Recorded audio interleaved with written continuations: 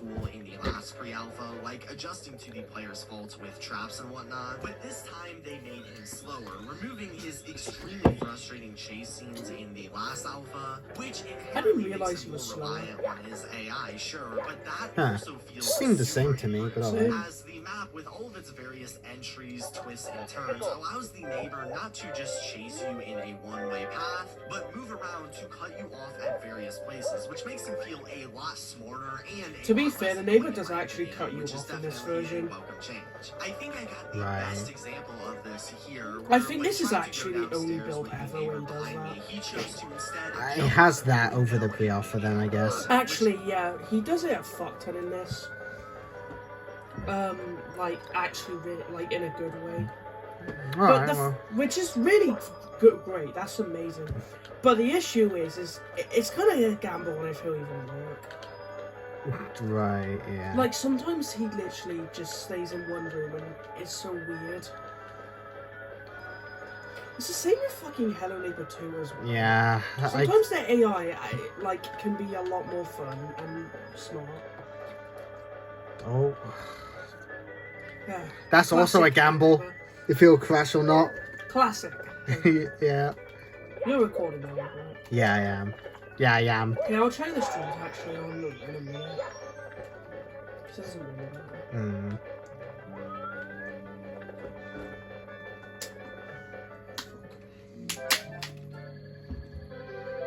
Is really, really cool. Now, this isn't to say this alpha is perfect. For one, again, it's pretty short, only taking 30 minutes or so to play on first playthrough, and any other time it takes no longer than 5. While the house is definitely designed well here, I know Again, it being short means nothing. That makes us like an alpha. Yeah. to get upstairs a lot of the time and would sometimes become a non-threat entirely. Like, and you can say that with the main glitches game. are still a big Yeah. problem. But overall, this version of Hello Neighbor is so much more digestible and less frustrating than the last. Maybe I don't know, it to gave me you could heartburn. argue that the game is a bit easy, but I would much rather have it like this than the Neighbor we had previously. But with all this being said, rating it as a snippet of a planned larger game, it's hard to give this version any lower than a 7 or 8 out of 10. Oh. I mean, I still prefer the pre-alpha, but alpha one's still good, really good. Pre-alpha gets a 7 and alpha 1 gets a 6. Yeah, seems fair Like, to me. Pre-alpha isn't miles better. Like, I don't think one of them is miles better than the others, to be honest. Yeah. If Alpha 1 and Pre-alpha are quite close. I feel like Alpha 2 is like lower though. At least to those. Yeah, we'll get to that now. Hello Neighbor Alpha 2 is where the game really tries to build a picture for what the final version is supposed to look like. There's a regular mode and a story More mode. like they changed their mind on what it would look like. There's elements of a story being built up here, and they also fully refreshed the game's art style to have a more cartoony feel, which looking back on, I honestly prefer. For the plot, we pull into Orlando, where after a tutorial involving stealing a key from a raven and unbarricading the door, Just we one look horror around our thing, new just place and take a nap, only to have nightmares of the neighbor locking somebody Nightmare. into his basement and hiding the various items we need to find around his house. It's not a nightmare, it actually Before happened. then, the actual game starts and we try to save God. whoever he was locking inside. That's here with just simply a misunderstanding key what's card happening or then. blocking our path. To do How is this, it nightmare again, when you using spawn outside? one way is Yeah. to And he's grab clearly the doing key that. off of the neighbor, which yeah. he uses to unlock his workbench area containing our crowbar and a lockpick. Out in the neighbor's yard, we can then find a That shed doesn't make which sense. the lockpick can unlock, revealing to us a wrench that can be used to unlock the guard to his roof ladder here, allowing us on top where there is a hole leading us to the room with the key card giving us all we need. The second way to solve this is to instead turn on the generator in the backyard, flip a switch here which activates a hidden staircase, then use the staircase to go upstairs and grab a magnet which can be used to take the lockpick from the workbench window that can then unlock the workbench itself without the red key. Then just activate the staircase again, break down the barricades on the upstairs room, and there lies the final key card. Plus, while these are the main ways, these aren't restrictions on what you can do by any means. These routes can be mixed and mashed around however you please. I mean, if you're into torturing yourself, you can even try building up on the roof instead with the provided boxes. Also, if you're wondering what's in Box the stacking. basement, they tease there being a new area to explore before the game abruptly ends. So a clever tease slash troll to end it off. Now, house-wise, this is pretty well designed. I love the multiple routes. They're super creative, just like the first alpha, just a little bit more realistic minus the hidden staircase. I also love that the game tries to expand into the vertical access more with all sorts of routes to reach the upstairs and utilizing things like outside sheds, generators, and magnet physics to progress us The further. research Although the first big sheds, red flag for this game is in its execution of these processes, as doing all of this can often be super glitchy and frustrating, as items can fall through floors, the climbing mechanics are annoying, and for some reason they made it to where in order to pick up items you have to hold E instead of just tapping it like the first alphas and pretty Yeah, I much wish any other that game, game did which that. makes playing an intense game like this 1 million times more frustrating. But while on its own, Really? That's something that would stuck be the whole time, acceptable, yeah. we now have to discuss the neighbor, who is by far the worst in this alpha. This Yeah. time, they made him way faster, to the point where he's basically the same speed as the player zone sprint speed, and therefore makes exploring the backyard and other tight places a death trap, which is just no fun. And his AI is a nightmare. This neighbor will spot me from the smallest sliver of a window and then permanently lock on me until I'm either across the street or get caught. And I get that they're trying to make the game more sneak-oriented, like the pre-alpha. They even added ways to make the neighbor fall asleep and other various tasks to distract him. But when he is this extreme, he's just no fun to play against at all and is extremely frustrating. I'd say just delete him from the game using console commands yourself, because it's genuinely really fun that way, but doing this crashes the game. Like, they knew people would try this and made it impossible. Oh, this can't game is see. super hard, because while I enjoyed the home design and the puzzles, excluding the neighbor, he alone makes the experience so much less fun for me that I can't give the game more than a high 4, maybe a 5. Right. Oh So, fuck. might be a hot take, but I don't really play Alpha 2. I don't really much either. My favorite thing about it is just the other map you can explore with commands. Yeah, that's not really a thing. No, I know. What about the actual thing? Yeah. Like, Fuck. I like the house because it's Act 1, but I don't know, it's just really fucking glitchy. And it feels like it's hard, like it's the most glitchiest one. And yeah, the neighbor's annoying as fuck. Yeah. And I don't know. I'd give it like a 3. Maybe we should like replay them all at some point. I don't know. Yeah. I don't know. I used to like Alpha 2 a lot more. It's so boring now. Yeah. What would you give it? For me, it's a 3. I probably the same really. I don't really feel that strongly about it. I just find it just Same. like I said, I have more fun with it fucking around with the commands. So, Yeah, that's cool. but You you gave know. it like a 5. Hello Neighbor Alpha 3. is the biggest update so far. Oh, but boy. also by This is far one I the don't most really like. controversial. This version once again changed the entire house, making it much larger with countless floors and various different new tasks for the player. Now, this version was hated by many fans at launch, mostly because, for one, they made the game entirely take place at night. I guess to play into the horror aspects a bit Yeah, more, and what's but terrible about that is it's actually dark to a point where it's literally impossible to see anything, but the neighbor can still spot you so easily. Yeah. So like, What annoys me is that the game doesn't give you a flashlight at the start. you have to go in the house and in neighbor's house and go. Yeah, maybe I should replay it. Maybe I'll think differently. But I don't The know. thing is, that's not even the worst part though, honestly.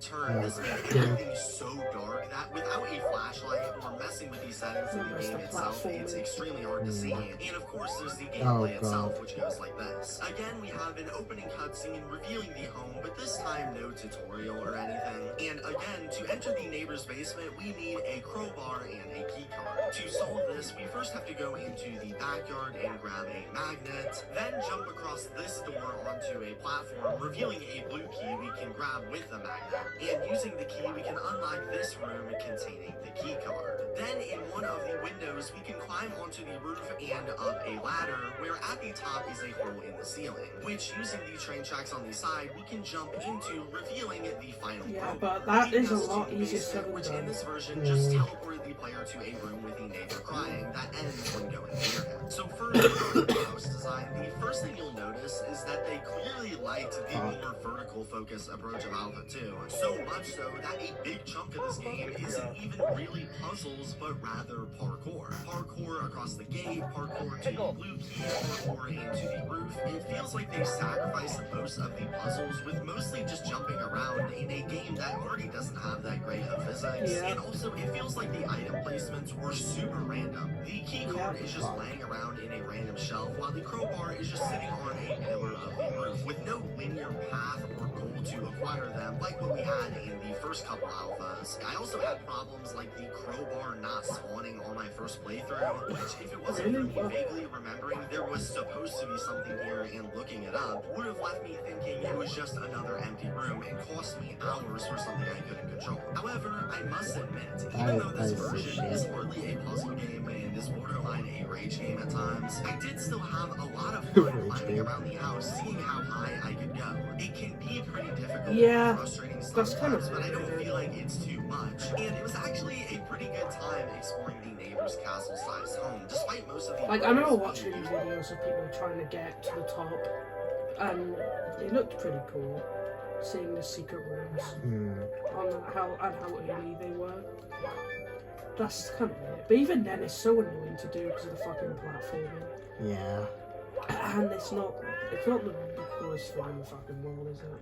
I still didn't feel like the puzzles were too difficult. But it's probably the best you have to go for. Back then, it's cool because you're trying to figure out what could happen. Albeit in a more manageable, Yeah. larger house. And he also still has the extremely frustrating problem with spotting the player way too easily, which is annoying since it's clear this version of the game is again meant to be more sneak oriented instead of just running around like an animal. But along with these same issues, they also completely revamped the neighbor's kit, giving him throwable glue cans, making it even harder to run away once he catches you. And he goes absolutely crazy. Yeah, this is where the glue cans came in. More specifically, the cameras. They will be at every Oh, speaking of the cameras, no matter what I you thought- or if the neighbor even sees you those are in there, earlier builds. anywhere you'll be met with a bajillion cameras. Kinda. the next Yeah, hour, but they which didn't- completely defeats they didn't the go in a purpose of billion these survival spots at the same elements when time. he's gonna see Right. you no matter Before. what They through the were- they cameras. were- Essentially, he's just a more frustrating version of the Alpha 2 neighbor. However, the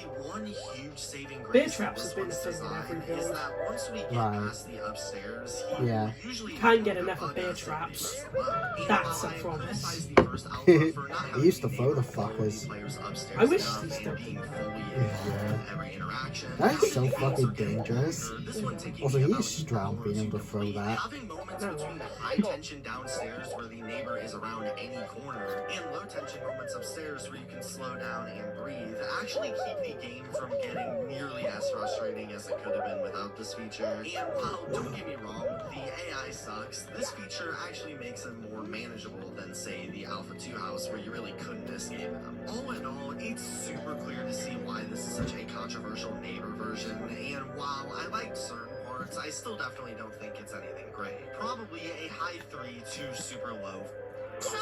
fucking hell, is that after every single score? What did he said high 3 to low 4. I'd give it a 2, Yeah. to be honest.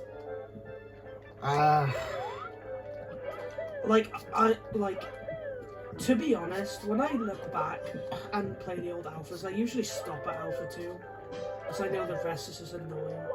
Yeah. That's one thing, I still usually bother to go on Alpha 2.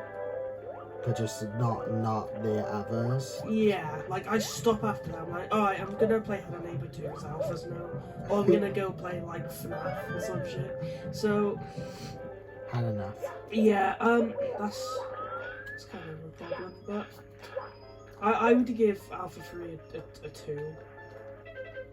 Yeah. I'd say 2 as well.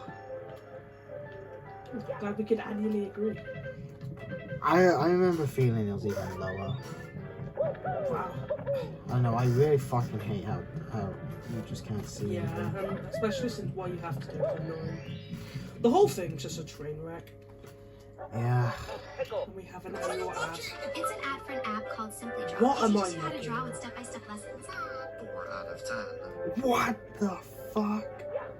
We have officially reached the final alpha of Hello Neighbor Alpha 4. In this version, Yep. they completely revamped and shook up the Alpha 3 house, Just including when giving it it a really started to day-night come out cycle, through. while also adding multiple new locations through the Fear minigames and the basement itself, which is now a level. However, this being said, this version once again continues on the downward trajectory. Essentially, to run down the gameplay, again, we start at the 3rd alpha's house with the neighbor in need of a key card and a crowbar.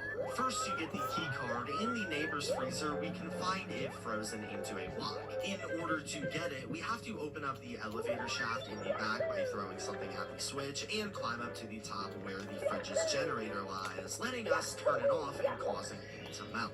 As for the crowbar, after collecting the magnet again and going into the 3rd floor, we can find it connected to some wires, making it red hot. Using the magnet, we can then pick up the crowbar and have to cool it down using various methods. I chose to fill up a bucket of water and pour it on top of it, finally letting us unlock the basement. However, when reaching the bottom, the player finds that this time there is finally a basement level that requires us to jump from extremely far, which is impossible playing normally. However, around the map are 2 mini games that give us power-ups to help us pass through. For the first mini Is it game, 2? after grabbing a red key conveniently in the back of our trunk, we have to reach the roof of the house by activating the train and stopping it right here so we can parkour on top, then fly into this hanging room where the red key can unlock this door, taking us to our first Fear minigame inside of a pantry, which we have to parkour all the way to the top of, where at the end we are given a double jump. For the second minigame, back at the roof, we can find the gears for the wind turbine, where we can throw something inside and a green key will drop in the room below. Head back to the 1st floor, where by these stairs we can use the green key to unlock this door, taking us to the second minigame inside of a school,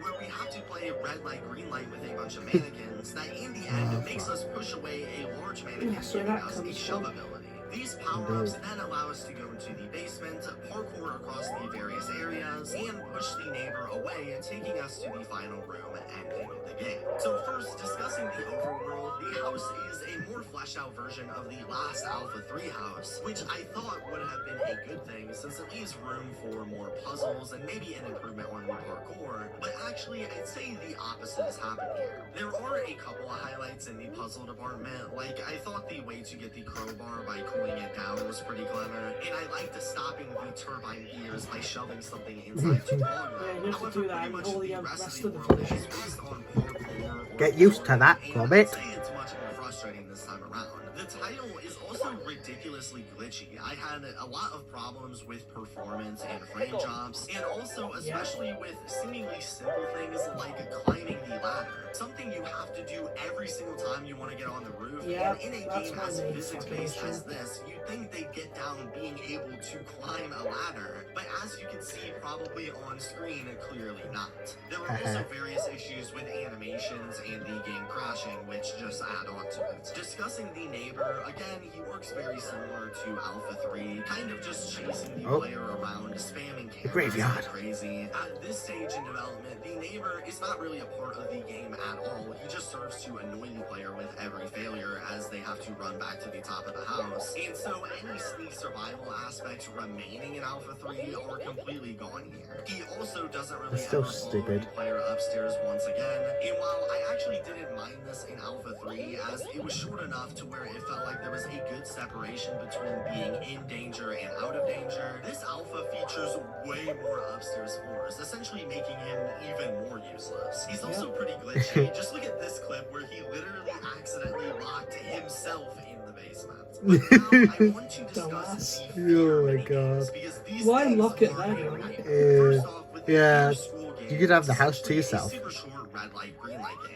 hide from these students while they're moving around, and run when the bell rings and they're sitting down. Simple enough. However, to twist things up, they also added a teacher that will chase the player even if all of these students are sitting down, and is also far faster than the player, meaning if they spot you, it's basically game over. Or in other words, the game is essentially just dying over and over and over to the teacher until one lucky time where they don't spot you and you can make it to the end. It's honestly a pretty creepy environment, and I remember there also being a lot of mystique about what this game was after its demo was found in the Alpha 3 files. So there was a lot of questions about what this would be, and unfortunately, What the hell? if anything, it just ended up being a luck-based, rage-inducing red light, green light. For the next game, Fear Darkness, things get even worse. As mentioned, you have to climb up a pantry The and Shrek. reach the top.